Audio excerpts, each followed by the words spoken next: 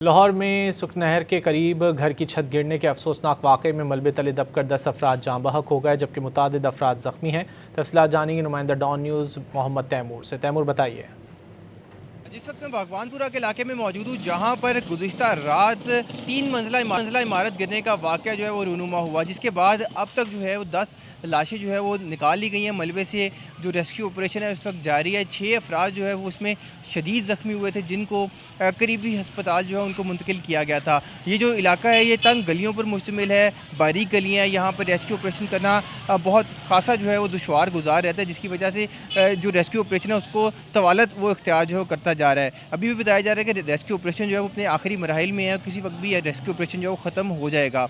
जो लोग ज़ख्मी हुए थे उनको जो करीबी हॉस्पिटल है वहाँ पर जो है मुंतकिल किया गया है। रेस्क्यू की टीमें इस वक्त यहाँ पे मौजूद हैं। डिप्टी कमिश्नर इस वक्त जो रेस्क्यू ऑपरेशन है उसको लीड कर रहे हैं, और यहाँ पे वक्तन जो है रेस्क्यू हुकाम जो है उनकी जानिब से विजिट्स भी जो है वो किए जा रहे हैं। इस इलाके की जो बिजली है वो फिल वक्त जो है बंद की गई है, ताकि किसी भी और नाखुशगवार वाक़या कोई और ना हो सके। तो यहाँ पे इलाका मकीन है। उनका बताना यह है कि ये जो इमारत थी ये 3 मंजिला इमारत थी और खस्ता हाल इमारत थी, और बरसात के मौसम में अमूमन इस तरह के वाक़यात जो है वो हो जाते हैं, क्योंकि जो खस्ता हाल इमारतें होती हैं अगर उनको वक्ती तो ऑन टाइम उनको ठीक ना किया जाए तो इस तरह के वक़्वे जो हो जाते हैं। अलबत्ता अभी रेस्क्यू ऑपरेशन जारी है। तवक्को की जा रही है कि रेस्क्यू ऑपरेशन कुछ ही देर में ख़त्म हो जाएगा।